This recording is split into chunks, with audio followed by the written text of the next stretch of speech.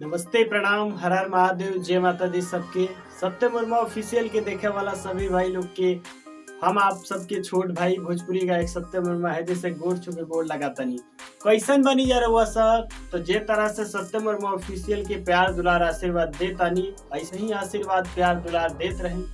तो फिर से रउआ सबके बीच में हमार मन बढ़ल की रउआ सबके बीच में एक ठो वीडियो बनावल जाओ। तो आज हमने के फिर से एक बार अंशिका रिकॉर्डिंग स्टूडियो में बैठल बानी जा, बड़ा ही अच्छा लगा था भैया। तो हम कहनी की रउआ सब के बीच में फिर से एक वीडियो बनावल जा। तो रिकॉर्डिंग चला था, रउआ सब देख सकता नहीं जा। अभी भैया रिकॉर्डिंग करत रहल तो हम कहनी की रउआ सब के बीच में बनावल जा। तो अंशिका रिकॉर्डिंग स्टूडियो लखनऊ एक बेहतरीन रिकॉर्डिंग स्टूडियो बाटे।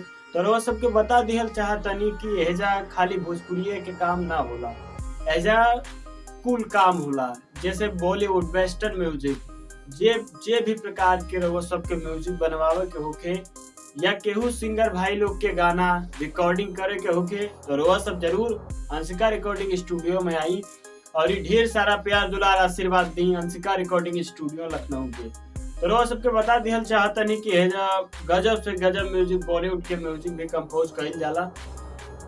तो हम कहनी कि एह पर एक वीडियो क्रिएट कइल जाओ, काहे से कि बहुत सारा भाई लोग बा जे हेजे होजे भटका ता मने बॉलीवुड के उनकरा के कोनो म्यूजिक ना मिलेला।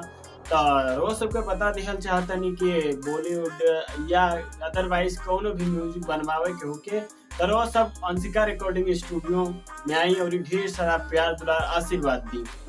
तो आप सबके बता दिहल चाहतनी कि जब पूरा फैसिलिटी बाटे और ये पूरा सुविधा अंशिका रिकॉर्डिंग स्टूडियो लखनऊ में बा।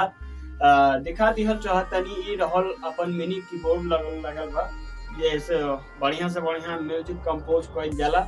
और ये बाकी तो सब जानते बानी कि पूरा सिस्टम बा, कीबोर्ड और ये स्पीकर्स एंड उधर रिकॉर्डिंग रूम हो जे बा। तो रउआ सबके ओकरो के एक दिन हम वीडियो बहुत जल्द लाइव रउआ सबके बीच में। तो क्वेश्चन बानी जा रउआ सब, हम कहनी कि भाई लोग खातिर एक वीडियो फिर से क्रिएट कइल जाओ भाई लोग खातिर, माने काफी समय हो गए रहे वीडियो ना आइल भाई लोग के बीच में। तो हम कहनी कि कुछ क्रिएट कइल जाओ। तो आप सबके बता दिहल चाहतनी कि अंशिका रिकॉर्डिंग स्टूडियो लखनऊ के एगो चैनल बा अंशिका म्यूजिक वर्ल्ड। तो सब अंशिका म्यूजिक वर्ल्ड के ढेर सारा प्यार दुलार आशीर्वाद दी। और यहाँ आप सबके बता दिहल चाहतनी कि अपन ही छोट भाई बचवा बेटा के एगो चैनल बा सत्यम वर्मा ऑफिशियल। तो ओकरा के भाई रउआ सब जरूर प्यार दुलार आशीर्वाद दी। और ये रउआ सबके बता दिहल चाहतनी कि बहुत जल्द ही हमनी के कुछ अच्छा रउआ सबके बीच में लाइव ये चैनल के माध्यम से लावतनी जा। तो बस अपन प्यार दुलार आशीर्वाद ऐसे ही बनौले रखी अपन बचवा बेटा पर। बस यह रहेला हरदम कोशिश की भोजपुरी में हमनी के कुछ गावे बजावे के प्रयास निरंतर कर रहल बानी। और हमनी के गार्जियन श्रोता समाज रूप के हमनी के गार्जियन जवानी यहाँ के बड़ भैया म्यूजिक डायरेक्टर सोनू शर्मा जी वहाँ के बहुत ही अच्छा इंसान बानी। तो उनकरे आशीर्वाद से हमनी के कुछ गावे बजावे के कोशिश में लागल बानी जा और मेहनत कर रहल बानी निरंतर रउआ सबके बीच में अच्छा गीत लावे खातिर। तो रउआ सबके बीच में हमार बहुत ही जल्द एगो बढ़िया गीत आ रहल बा जेके कहल जाला जनरेटर 2 आ रहल बा। तो रउआ सब जरूर ओकरा के प्यार दुलार आशीर्वाद देहम और ढेर सारा अपन बचवा बेटा के आशीर्वाद देहम, आगे बढ़ाई। ता वीडियो हम एंड करातानी।